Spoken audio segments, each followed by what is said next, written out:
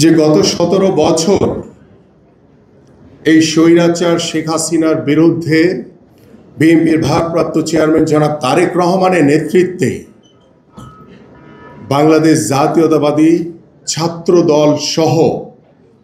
বাংলাদেশ জাতীয়তাবাদী দল বিএনপি সহ সকল অঙ্গ এবং সহযোগী সংগঠন এই স্বৈরাচার শেখ হাসিনার পতনকে নিশ্চিত করার জন্য যে আন্দোলন করেছে, যে সংগ্রাম করেছে, যে নির্যাতন, যে নিপীড়নের শিকার হয়েছে এবং আমাদের এই আন্দোলনকে সফল করতে গিয়ে আমাদের বহু ভাইরা গুম হয়েছে,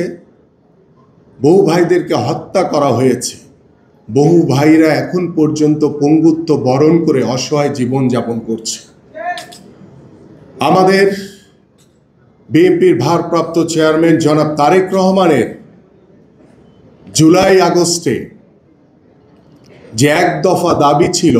যে স্বৈরাচার শেখ হাসিনার পতনের দাবি, সেই দাবিকে সফল করার লক্ষ্য নিয়ে বাংলাদেশের ছাত্র জনতা সহ এদেশের আপামর সাধারণ মানুষ রাজপথে নেমে নিজের জীবনকে উৎসর্গ করে দিয়ে আমরা বাংলাদেশকে নতুনভাবে স্বাধীন করেছিলাম। বাংলাদেশকে আমরা স্বৈরাচার মুক্ত করেছিলাম। সেই স্বৈরাচার মুক্ত বাংলাদেশে আমরা আজকে স্বাধীনভাবে কথা বলতে পারছি, আজকে স্বাধীনভাবে আমরা আমাদের মতামত প্রকাশ করতে পারছি। কিন্তু যে গণতন্ত্র পুনরুদ্ধারের জন্য দীর্ঘ 17 বছর আমরা আন্দোলন করেছি, সংগ্রাম করেছি, যুদ্ধ করেছি, নিজের জীবনকে বিলিয়ে দিয়েছি, কিন্তু আমরা এখন পর্যন্ত পরিপূর্ণভাবে বাংলাদেশের গণতন্ত্র ফিরে পাইনি। আজকে বাংলাদেশে 5ই আগস্ট তথাকথিত স্বৈরাচার মুক্ত হয়েছি, কিন্তু বাংলাদেশে এখন পর্যন্ত পরিপূর্ণভাবে স্বৈরাচার মুক্ত হতে পারিনি আমরা। কারণ আমরা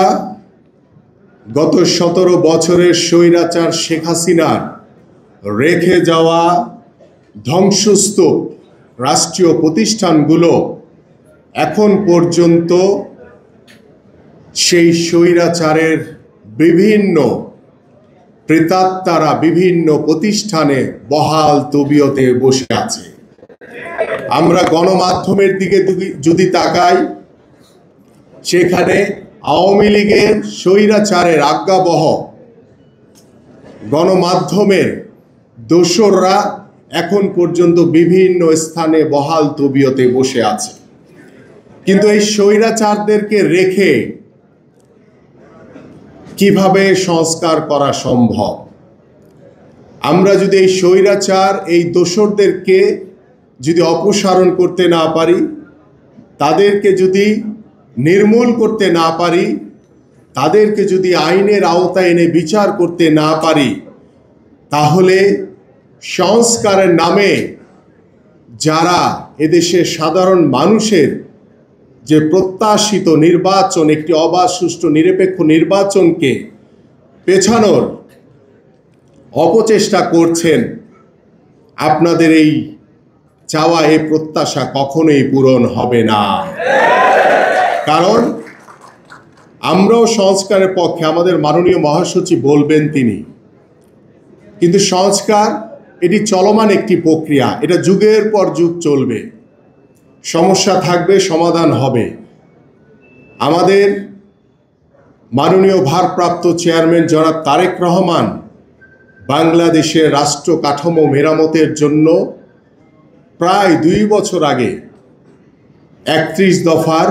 যে রূপরেখা দিয়েছেন, সেই রূপরেখার ভিতরে আমাদের বাংলাদেশের রাষ্ট্র কাঠামো মেরামতের জন্য গত 17 বছর এই স্বৈরাচার শেখ হাসিনার সরকার যেই ধ্বংসস্তূপ রাষ্ট্রীয় প্রতিষ্ঠানগুলো রেখে গেছে, সেই প্রতিষ্ঠানগুলোকে নতুন করে ঢেলে সাজানো, পুনর্গঠন করা এবং সংস্কার করার যে পরিকল্পনা, এদেশের সাধারণ মানুষকে সাথে নিয়ে আমাদের মাননীয় ভারপ্রাপ্ত চেয়ারম্যান জনাব তারেক রহমান দিয়েছেন, সেটা তখনই পরিপূর্ণভাবে আমরা সংস্কার করতে পারবো